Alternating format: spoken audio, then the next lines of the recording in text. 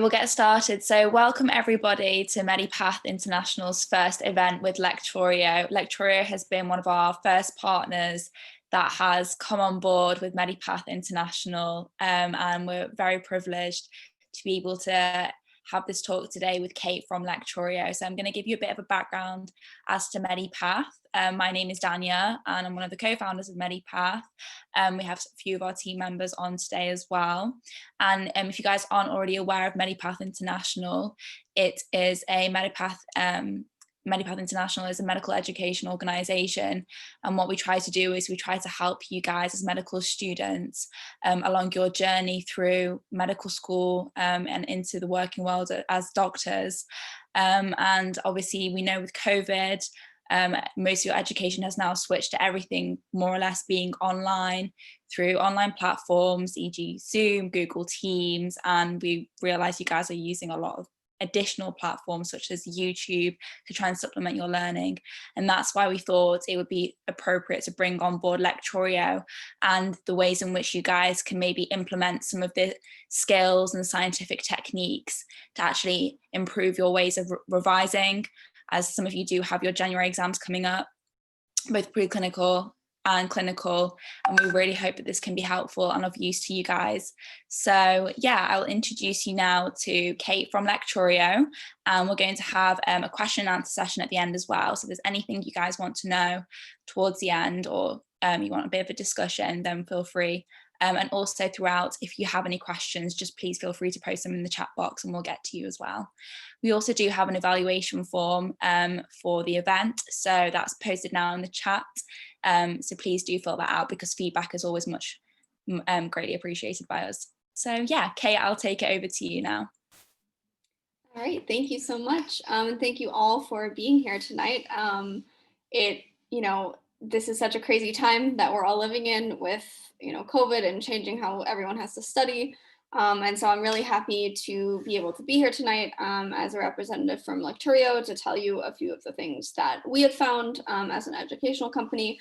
But let's just kind of dive right in. So I'm going to share my screen. And we'll talk about a few things tonight. So not just Lecturio, keep it very interesting. Can you guys see my screen? That is most important. Yes. Yes. All right. So we call this presentation Study Smarter with Lecturio, but every time we do one of these, it's always a little bit different. And so again, we're here with Medipath. I'm Kate. And so I want to start by talking about how has COVID changed the way you study? Because it's changed a lot of things about my life.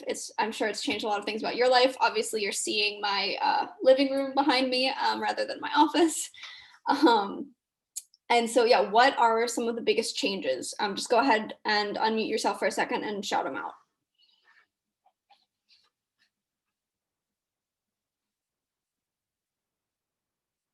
Anyone?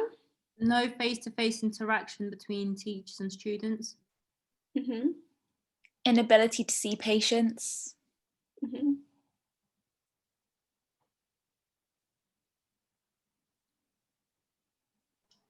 Harder to visualize concepts. Mm-hmm. And what about your study habits? Have you found that, you can't study in your favorite coffee shop anymore, or, you've had to significantly change that sort of thing? Yeah, libraries and cafes aren't as accessible as they were before.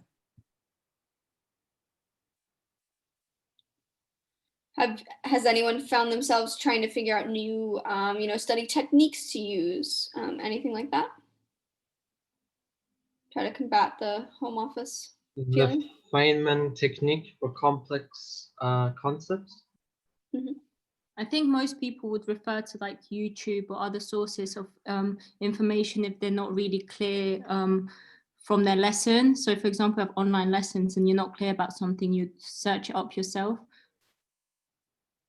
Exactly. All right, so that is kind of the basis for what we're going to talk about today.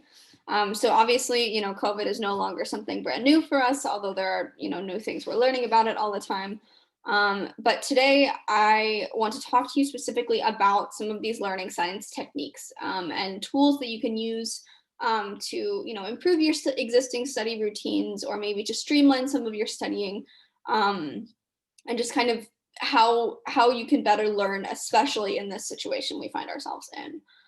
So we're going to go over a brief overview of some of these learning science techniques. And then I am going to show you briefly part of the Lecturio platform, just so you can kind of see how we've already built it on these learning science techniques. So you don't even have to think about them when you're using Lecturio. And then also we'll dive in very, very briefly to some USMLE topics. So not the specific medical topics, but just about the USMLE, and especially approaching it as an international medical graduate, whether you're originally from the US or from anywhere else.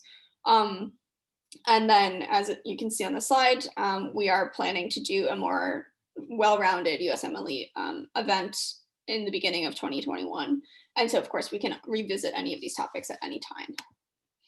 So, okay, just so you have a little background, if you've never heard of Lecturio before, first of all, we are super excited to be partnering with Medipath International because we share some same core values and things like that.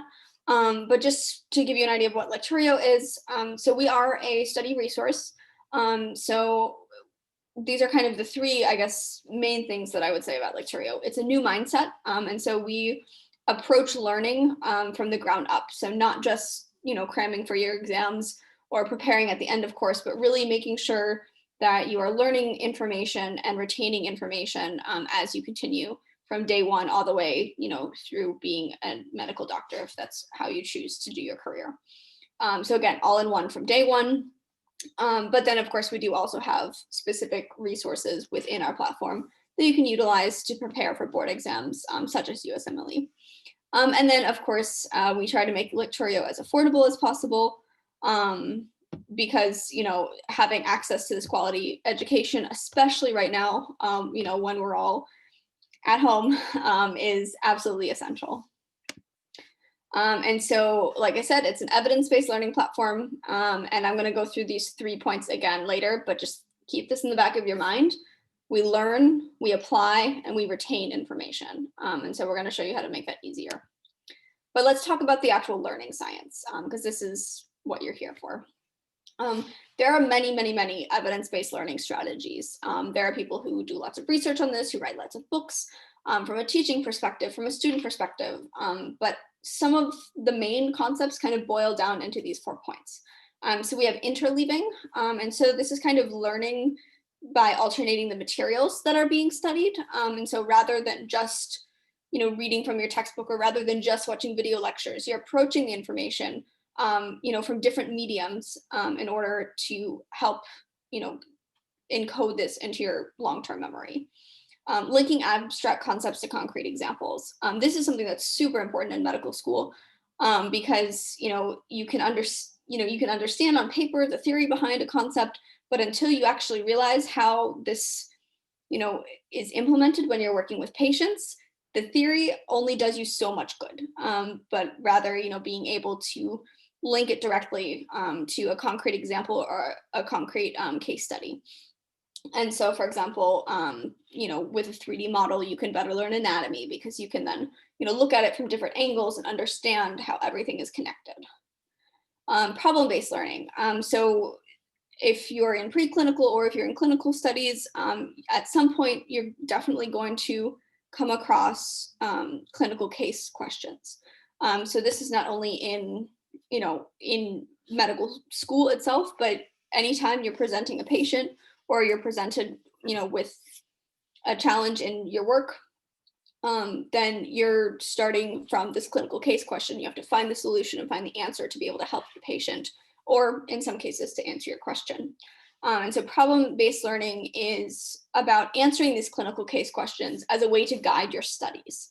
And so then you're further learning about concepts, or better understanding concepts by using related explanations, materials, etc., once you've already started approaching the question.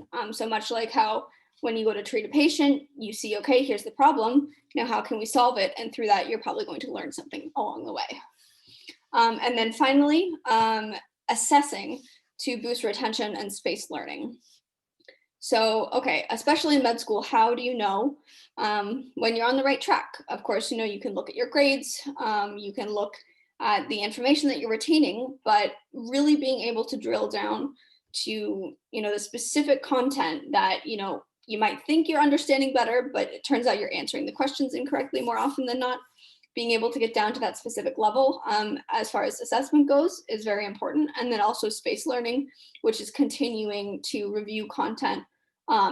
So after you've learned it, it's not just, the one time it's in your head for this exam, but weeks later, months later, you're revisiting it and able to, in order to encode this in your long-term memory so you can use it later in your careers. Okay, so studying at home. We just talked about these 4 abstract concepts, but here are some techniques that you can actually try that are based on these concepts. So retrieval practice is the first one. So this, again, it's pretty much exactly what it sounds like, but it's, practicing recalling information. And so one way you can actually do this at home is as you're studying, as you're learning new material, write quiz questions, or you can use Lecturios that you can later use to test your memory.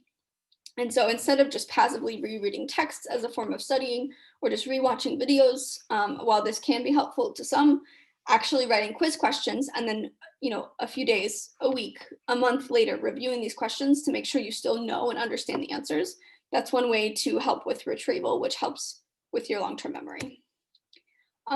Something that many med students are very familiar with is the Pomodoro technique of studying, or blocked scheduling, depending on what you like to call it. And so the Pomodoro technique specifically has intervals of time that you'll spend, so say 25 minutes studying or working on something, and then you take a 5-minute break, and then another 25 minutes, and then a 5-minute break. And you do 3 or 4 rounds of this, and then you can take a longer 30, 40-minute break. And so in breaking up your time like this, you're then better able to actually, kind of combine, how do I say this? Sorry. So in breaking up your time like this, you're better able to, activate the information, take a break, let your brain kind of process in the background, and then reactivate your thinking and keep going. So block scheduling, generally speaking, also helps as far as organizing your time, just very generally. So here you can see, this is an example of what a morning for a blocked schedule could look like. If you're, say, using a QBank, studying a quiz question or clinical case questions, and then going back through answers, and just to block off your time when you're in dedicated study time for your exams. Everyone has a different way of studying. This is just one. All right, so another technique that many people do is a virtual study group right now, or using Study at Me videos. So I'm not sure if you've ever heard of the Study at Me videos, but basically many of them are based on the Pomodoro technique and the timing. And it's, videos you can just find on YouTube. And there's someone sitting there studying with this set timing. And then they'll say, after 30 minutes or 25 minutes, okay, now take a 5-minute break. And so that's helping you to stay accountable. Also with virtual study groups, of course, it's not the same as sitting, with your friends and classmates and quizzing each other and reviewing, but you can still do this virtually. And especially now, obviously, we're here in a Zoom meeting right now. This is a really good way to, be able to review in the situation that we're in.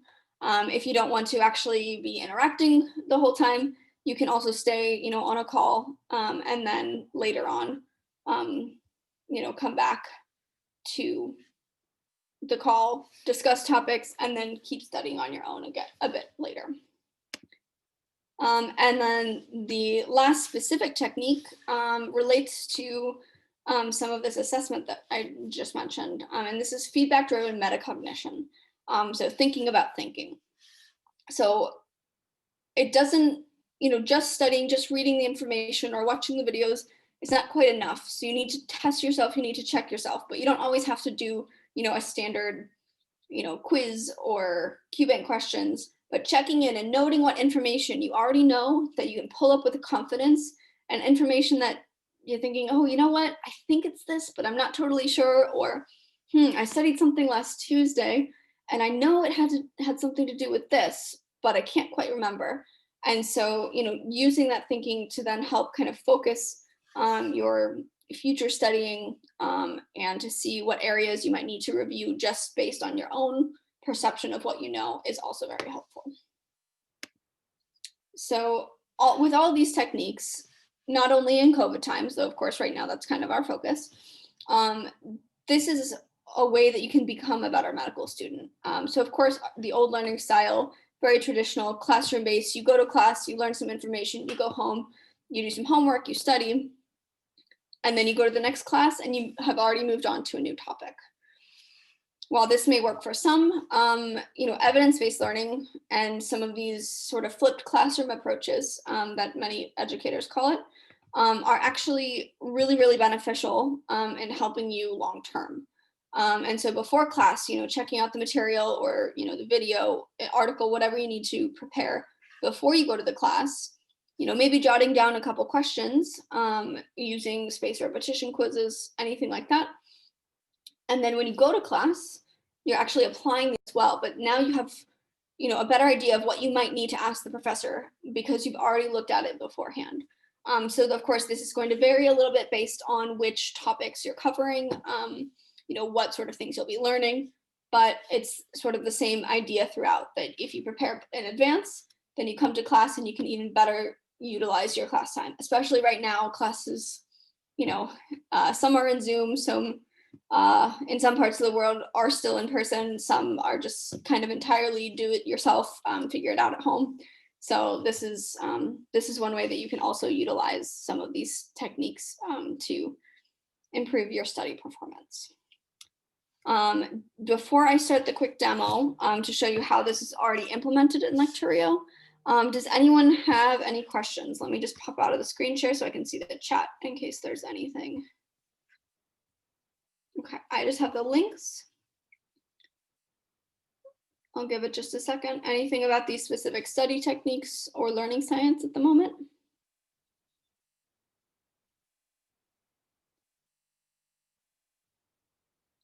Looks like Benjamin says hi. Do you have another question?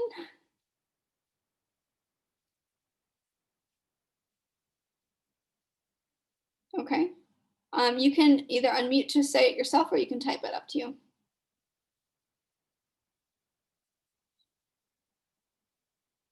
Hello. In the relation to the study as a group, what if you are in a library setting and let's say I have like few friends that are back home and we want to do like a study group together? What's the ideal app that we can use, like, and how many devices we will need like to use for the study to go on perfectly? Yeah, so that is actually very subjective. So that's going to be more up to you what works for your specific study group and your group of friends.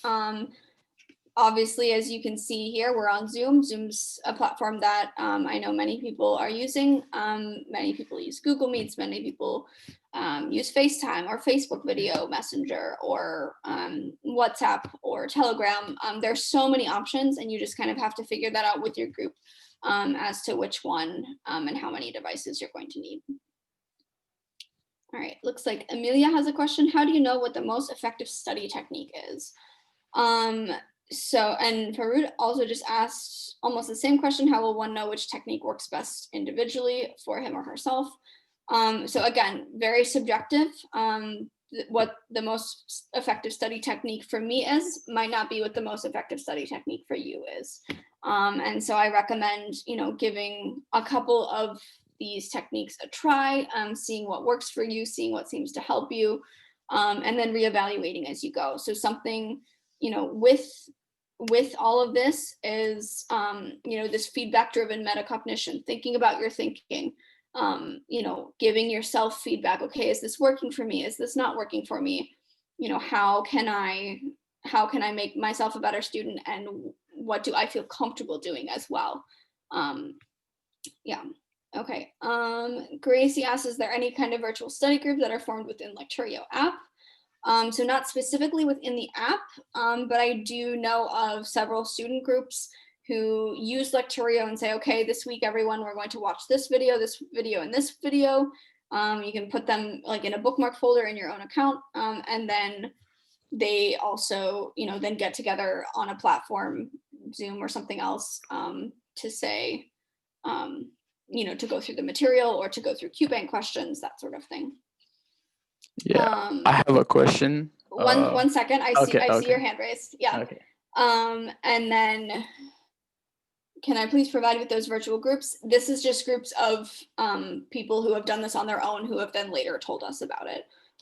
So this is something, perhaps some of the people in this, in this event might want to get together and do this sort of thing together. I'm not sure.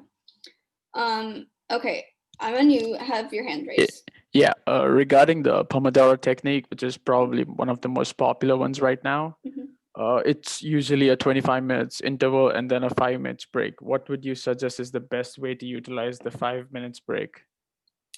Again, for everyone, it can be a little bit different. But from what I have personally read with the learning science and all of this, it's recommended that, you stand up, you stretch, you don't look at your notes for a second, you don't look at your computer screen if you're on the computer, and you just kind of take a little break. If you need a small snack, if you need a glass of water, cup of coffee, that's kind of the ideal time to give yourself a few minutes to just kind of pause, let your brain kind of process, and then get back to studying.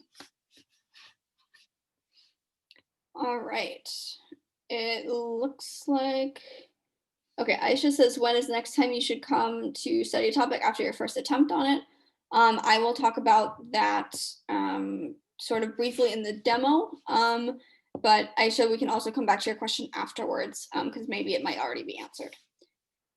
All right, and then ideal duration for spaced repetition. Again, we're about to go into the demo and I'll talk about that because spaced repetition is also quite subjective. So I'm going to go back into the presentation. And there we go. All right. Let me know once you can see my screen. Yeah, we can see it. Perfect. Okay. So I'm going to pop over here into the Lecturio platform.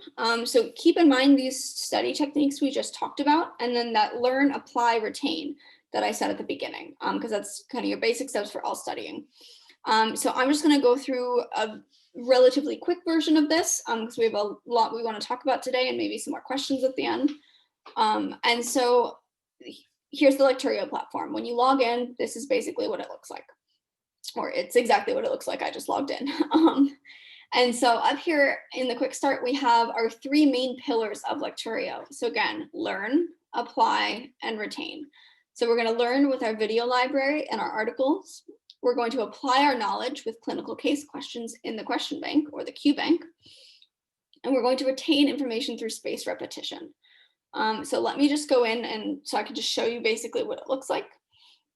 So here, as you can see, we have different couple pre-medical, preclinical, clinical, clerkships, MBBS, etc. options. I'm just going to stay in preclinical step 1 because that's the one that actually has my data in it right now.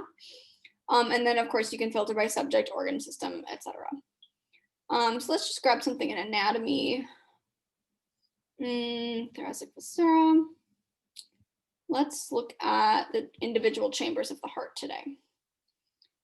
So even if you haven't already looked into this topic, that doesn't really matter at the moment. I'm just going to use this to kind of show you what the actual platform looks like and the video player looks like.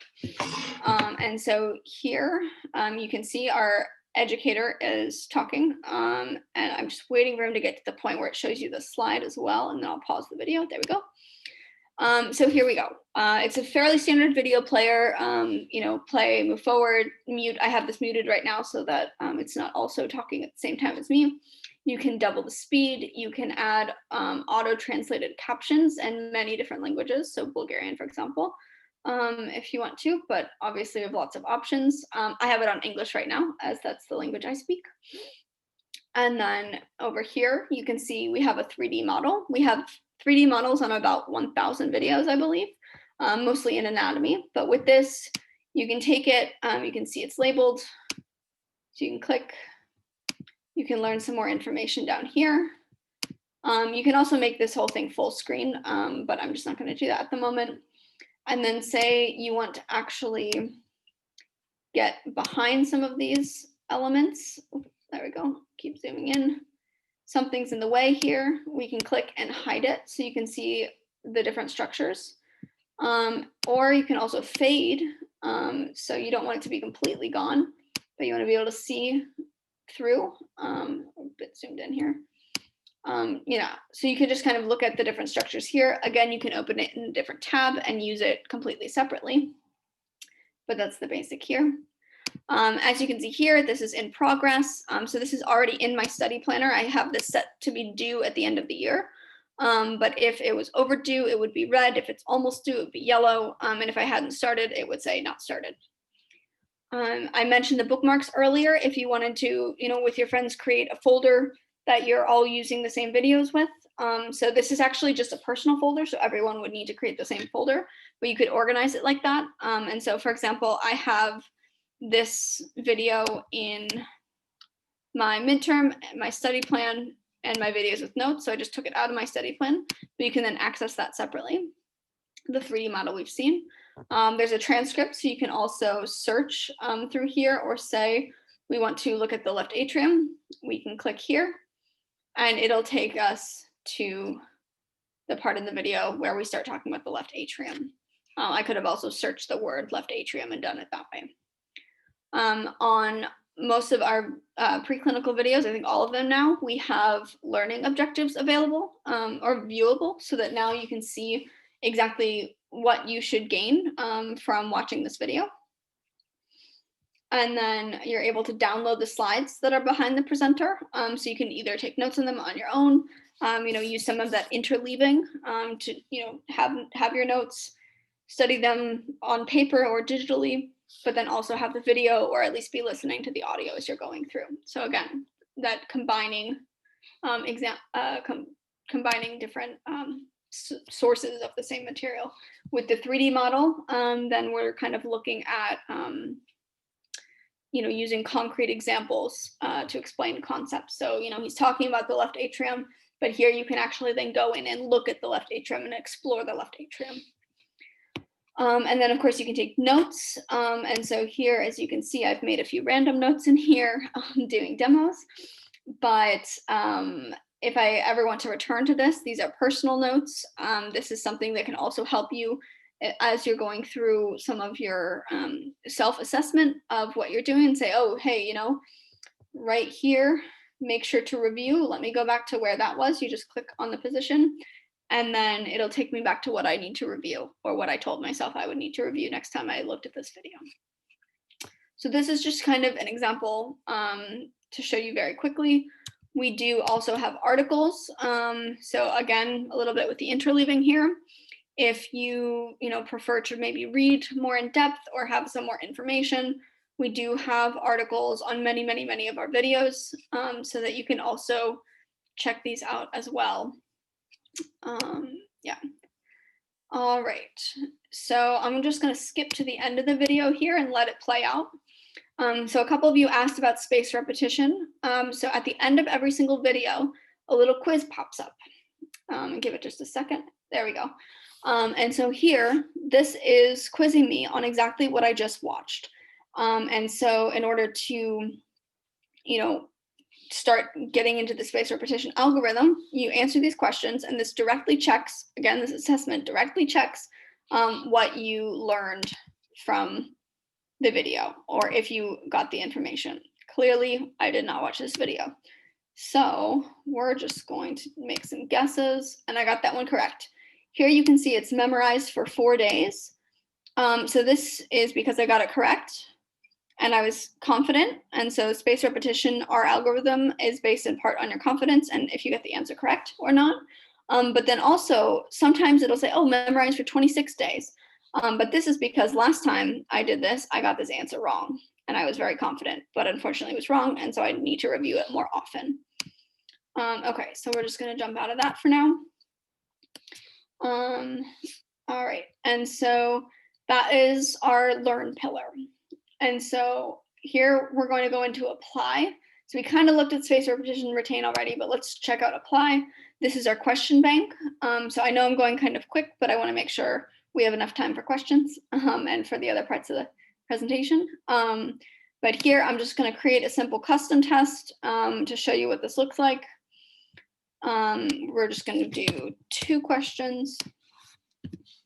And there you saw everything was selected, but usually I can actually say, oh, I want to do something in anatomy with the cardiovascular system, for example. So this is a patient-centered vignette, so a clinical case question with multiple choice. So this is the exact style that is on many exams like the USMLE, etc.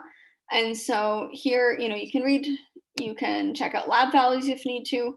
You can, again, leave yourself notes for later. There's a calculator. And then we do also have auto translations. They are with Google Translate, so some of them might not be the best, but we do have auto translations of our QBank as well if you prefer it in another language. So let's just go ahead and guess an answer. So here I could submit answer and show explanation, but right now I'm just going to go to next. And then here we're going to pick another one, but this time I will submit my answer and show explanation. So this is working in the tutor mode. And this is your problem-based learning. So you're starting here with a question, case question. You're answering it, but then clearly we got this wrong, or I got this wrong. So now from here, I can actually use the question to focus my learning on the topics that I need to know based on the questions that I'm getting incorrect. So here below, we have correct answer explanation, but we also have explanations for the other answers so that you can also learn why the other ones were incorrect and maybe help yourself understand that better. And then of course here we also have a learning objective. On the right, you can see related videos and first aid references. I'm actually propping up my monitor on a couple books. One of them is first aid, so I can't show you what the book looks like right now, but many of you are probably familiar with it. And so these are just page references in the book to where you can find that information and some of the recent additions. And then with our related videos, clearly I need to watch up on melanoma because I don't know a lot. And so I can actually click here and watch the video right now as I'm reviewing. Oh, there we go. Or I can always look this video up via the search bar later to watch it on my own time. So, all right. Don't know if we got the first one right, but let's end the block because something you can also do, you don't always have to review immediately after you finish the block. Looks like I got this neurology question wrong. But I can go back always afterwards. You can always review your exams. And I can see, and here we also have this answer explanation, book references, related videos, learning objective. And so this is the basic question bank. So this is applying your knowledge. And again, using that problem-based learning, you can actually do, a block of question bank questions as a Pomodoro. Maybe it's a slightly longer Pomodoro, maybe it's a slightly shorter one. But you can do a block of questions and then spend another couple hours, depending on how many questions and how much time you need, reviewing that information and learning, almost reverse learning through that. All right, so we do also have some specific exam preparation, and I just want to point this out because we will talk about this, but if you're going for any subject exams anytime soon, especially, end of course, that sort of thing, we do have these 12 available right now. These are intensive, I think 9 to 30-day study plans for each subject. It depends which subject, how long the plan is, depends on the subject. But here we've got, the basics. It's a mix of question bank questions, so these clinical case questions, videos to watch, and spaced repetition questions. So speaking of spaced repetition, let's go on to our third pillar, so retaining information. Obviously, what you're learning in this semester right now or this term, you might not need to use quite immediately in your next term, but then you'll come back to it at a later point. Spaced repetition helps with this because it helps you remember things later. And so basically, if you think of spaced repetition a little bit like flashcards, but with an algorithm, that's kind of a good way to think of it. And so as you go, you want the time between recalling the information to increase. And so this is your active recall again. So when the time increases and you keep getting it right more and more over time, then it will also help encode the information in your long-term memory. But the questions that you get wrong, like we saw, I got the one question wrong. I need to review that sooner, whether it's right away, whether it's the next day, whether it's 3 days later. It kind of depends. And so Lecturio has the spaced repetition built in already. Here we can just review our due questions. It doesn't mean you have to do them every day, but these are just the questions. So I'm just going to kind of go ahead. Okay, so here we go. I got that one right. Surprise. This is now memorized for 13 days. So I was not super confident. I was in the middle here, but I got it right. And clearly I've gotten it right before, because now there's a little bit more time in between. If I am, oh gosh, okay, so I wasn't confident, and then I did get this one right as well. So it's only memorized for 3 days because I wasn't feeling as confident on it. All right, there we go. So we got one wrong, and in the correct ones, you also saw this probably, but you can also watch the related video from where the question came. So in your spaced repetition on Lecturio, all of the questions that are here are from the ones you've already answered. You can also reset your deck if you would like, or if you select one of the video library curricula, you can then sort them by topic, or by subject, or by organ system, and then go through the questions that way. All right, so I know this was a lot to go over quickly, but hopefully you can kind of see how some of these learning science techniques and tricks that I just talked about in the first part of our presentation, how they're already implemented into Lecturio. So by just using the platform, you don't even have to really think about it yourself. All right, I'm just going to go on, and then at the end, if there are other questions, we can answer them there, but I just want to make sure I don't run over on too much of your time. All right, so now we're getting to another interesting point. So as I was talking with the board for Medipath, they were saying that some of you are interested in USMLE. So if you're not, just hang in there. We'll get to your other questions later, but if you are, this is just a very brief overview, just some basic and important information. And we are planning to do, a full USMLE presentation later with a lot more information.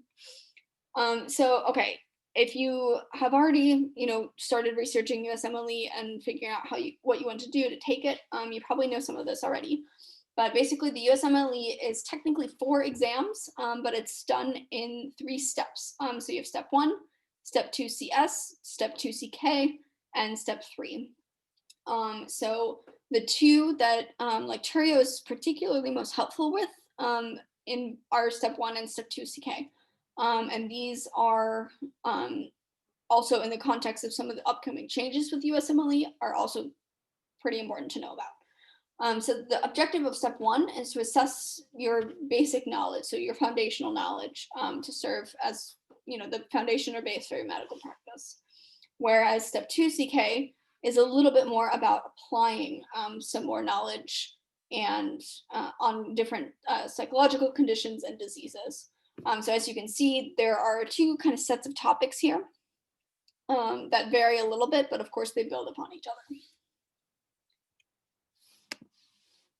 So as you may have heard, the USMLE earlier this year announced a few important changes that are coming specifically for step 1, namely that they are reducing the number of attempts from 6 to 4.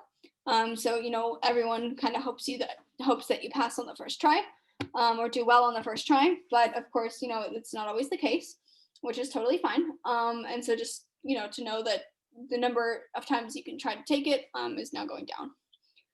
The step 1 score reporting is changing from a numeric score to a pass-fail, and this is perhaps one of the most important and present issues. So I'll talk about that again in a second.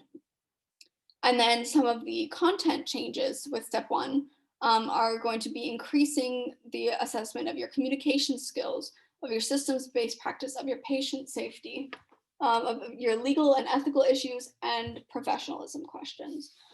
So of course, the medicine itself is super important, and you don't want to slack off on any of that.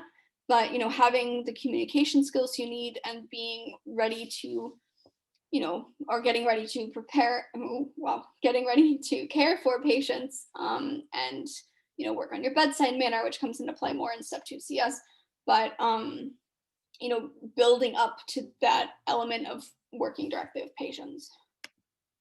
Okay, so what does this pass-fail mean for test takers? So if you want to get into residency in the US, which is a big reason to take the USMLE, many programs, especially for specific specialties, utilize that step 1 score as kind of an objective metric or a cutoff for their residents. So different scores will kind of get you into different residency programs. For some, you might want to be trying to get an even higher score, even though a slightly lower score is also, a great score. It depends what you want to go into. And so because of this, residency programs that use step 1 as kind of a guide for their acceptances are likely going to start using the step 2 CK score. And so these are both, your multiple choice computer-based tests. They look pretty much identical to the question bank that I showed you, because we actually based that off of what that exam interface looks like. And so, preparing with that. And so when step 1 is pass-fail, then that numerical score from step 2 is going to mean a little bit more. But don't worry, you still have time. This is not effective before January 1st, 2022, though they haven't said exactly when that's going to go into effect yet, so it could be later. This is an interesting graph that I want to show you. So this is from the match. So this is like the main organization that will match you into residency programs. And so these are match rates of international medical graduates. So as you can see on the left, we've got the percentages like going up. And then so on the y-axis and on x-axis, these are some of the different specialties that international medical graduates match into.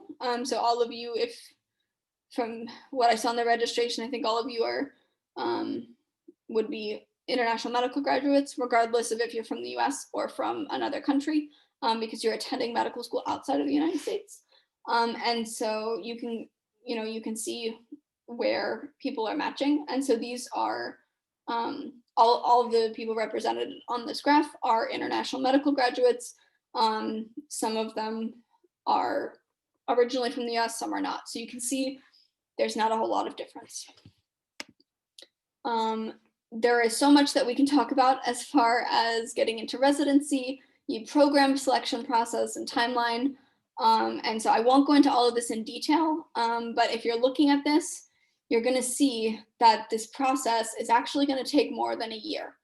So we start in this first January. So say, for example, if we're starting in January 2021, this is January 2021, and all the way over here is January 2022. And so, the process for applying and getting prepared is going to take you quite a lot of time and quite a lot of planning. And so I won't go into all the specifics here, just because there's so much, and we'll go into that when we do our USMLE event early in the next year. But just so you have, super basic overview to get started thinking about it if you're interested.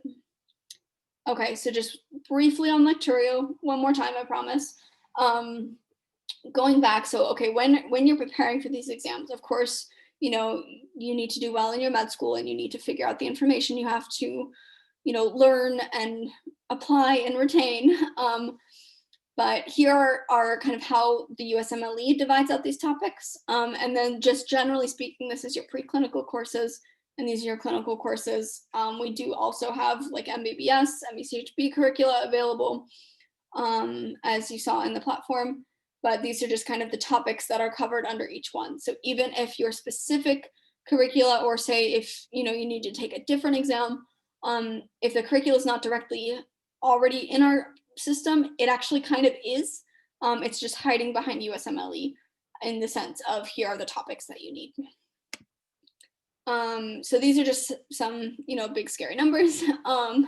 But there are lots of different resources. So again, with our learn, apply, and retain, these are how many video lectures we have, our quiz questions, clinical quiz questions. And as you can see, it looks like an overwhelming amount. But if you think about how much medical content you learn over the course of med school, it's actually not too much. I mean, it is a lot. I don't want to say it's not too much, but it's definitely manageable. It's definitely doable because people do it all the time. All right, so coming to the end of me talking, and then we can answer a few more questions. I just want to let you know, and well, thank first of all Medipath International again for having me tonight. I have had, you know, a nice time talking to you. I know it's been a little bit one-sided today, but you know, I hope we get to talk more in the future, future events, anything else that we collaborate on. And because we're so happy to be partnered with Medipath International, we've actually worked out something very nice for you guys, that there is a 14-day free trial. So the link is here. I will also paste it in the chat. If you haven't used Lecturio already, I highly recommend checking it out. If you haven't used a free trial already, I highly recommend going to this page anyway, because there's a way to activate it if you've already joined Lecturio but haven't had a free trial yet. So you can test it out for yourself, see if it's something for you, because ultimately with studying, it's about what works for you, and how, you know, how you can become the best medical professional that you can be. So I'll paste that link. And then if you would like to reach myself or anyone at Medipath International, here is the contact information if you want to screenshot this, or I'm sure that we can also paste this in the chat. And then I will turn off my screen share in just a second and answer any remaining questions that we have. So first of all, though, thank you so much for your time. I've really appreciated it, and for, you know, paying attention, and I'm looking forward to any of your questions. Hi, Benjamin here again.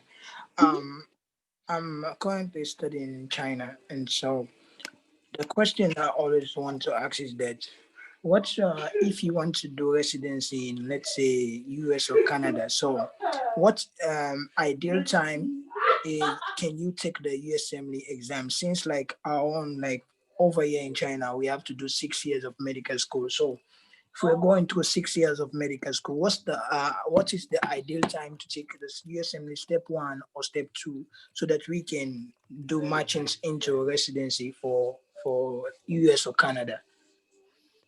Yeah, so this is, it's going to kind of depend on you a little bit, because, you know, different people are able to take the exams at different times.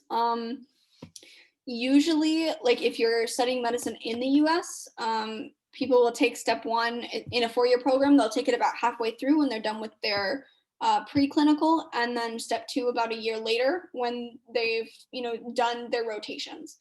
So it kind of depends where you are in that field, but then also it's important to know certain exams like step 2 CS, for example, you can only take in the United States if you're looking at taking USMLE. And so you'd have to actually, you know, go to the USMLE's website. I can link it here as well, and just kind of check out some of their specific tips for that. And especially right now with COVID, everything's a bit different.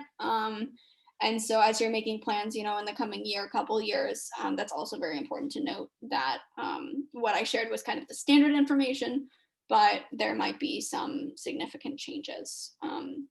So I've met people who have, you know, done all of their medical school and maybe even worked as a doctor in their home country, and then decided to move to the US, and then had to take all 3 or all 4 exams technically before they could get licensure. So that's, yeah, it's quite subjective. Unfortunately, I can't give you a specific timeline.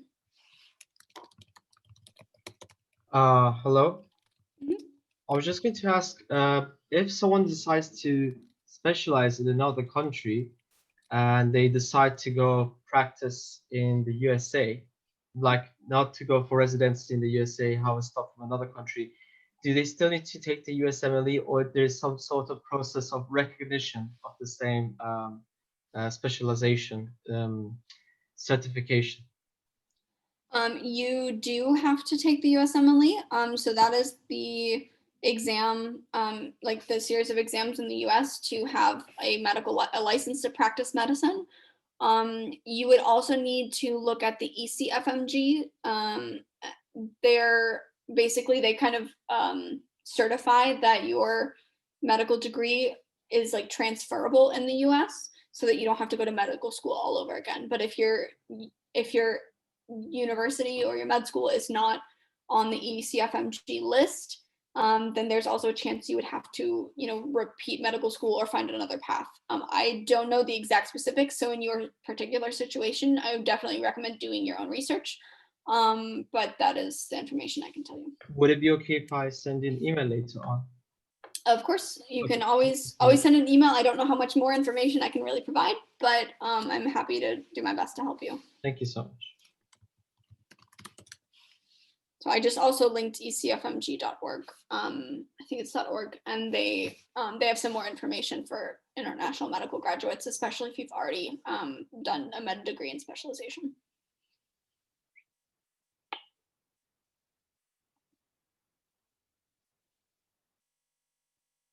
Any other questions? You can speak up or you can just write in the chat. Both are fine.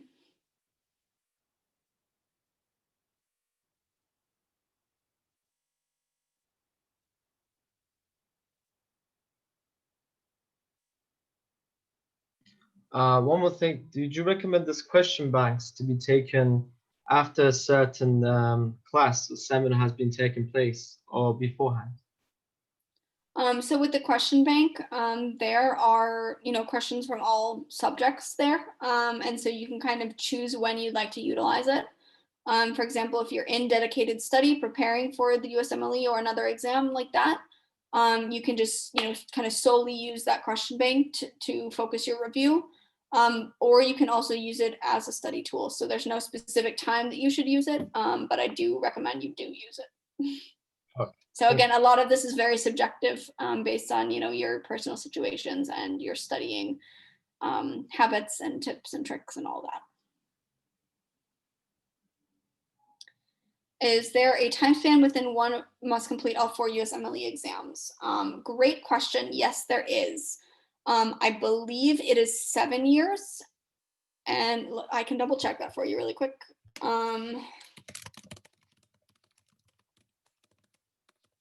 I believe it was 7 years. I don't think they have, I don't think they have changed it, but it's important to know. Okay, I'm just kind of getting, yeah, all 3 steps within 7 years is the most recent information from the USMLE, so United States Medical Licensing Examination, the actual people. But it's important to know that when you apply for an exam, you don't just kind of apply and take it the next day or something like that. Usually you'll sign up and then they'll say, okay, you can pick a 3-month span and then we'll give you a test date. Or you can pick a 3-month span, you wait for that time, and then you can pick a test date. And so it takes longer than you think it will to actually even schedule the exams. Yeah, great question. So if for in the connection to the exam, is there a specific place like in China to take the USMLE exam, or you have to take like the step 1 especially? Is there a specific place or a city the way you can take the exam? You would have to look that up. I'm not sure about that in China. There are different prometric testing centers around the world that you can take step 1 at, but I don't know exactly where they are. Yeah, you can find that information again on the USMLE's website, or they can at least direct you to the proper source of that information for sure.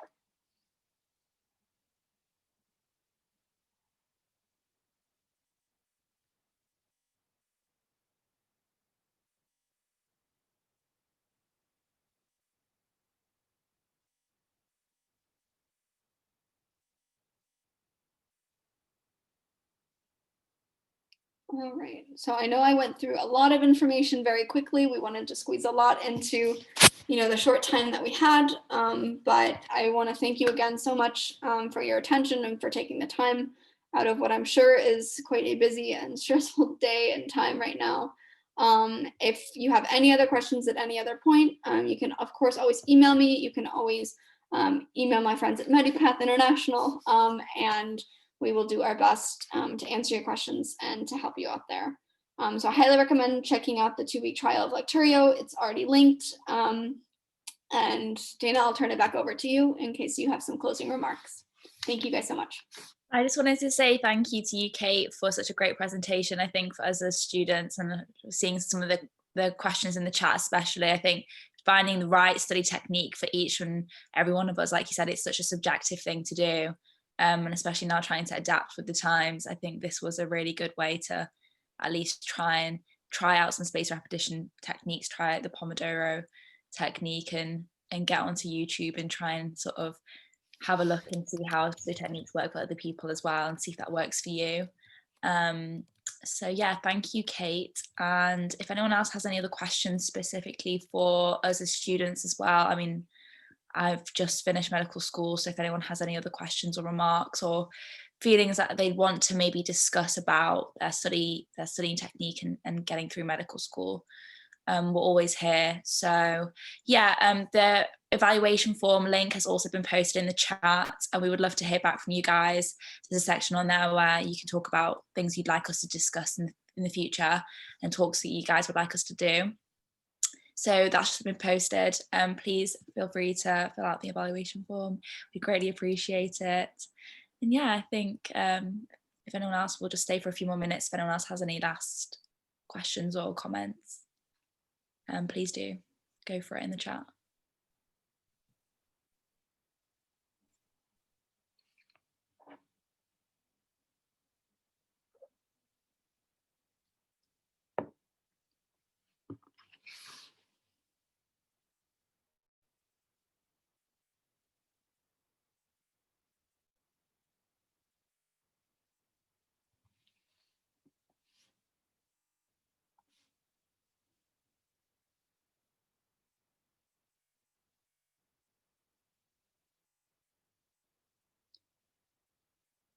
All right, seems like we might not have any more tonight. Again, we're of course available via email, but I'm gonna go ahead and end the event unless we have anything else come up in the next minute or so. And again, just thank you all so much for being here.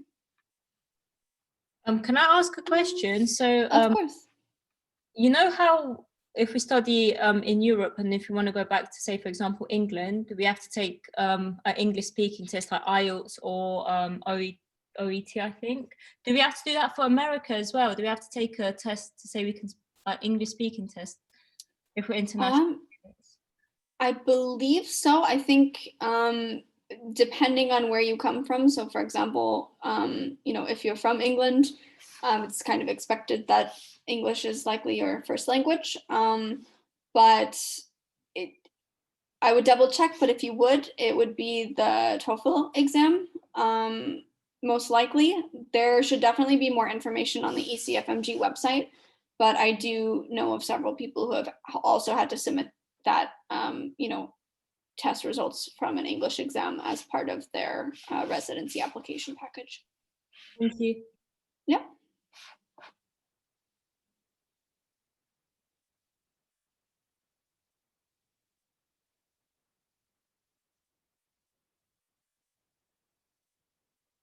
All right. I think that's it for now. And I look forward to seeing you all in the new year. Stay safe, stay healthy, and we'll see you all again, hopefully in about a month. Bye guys, thank you.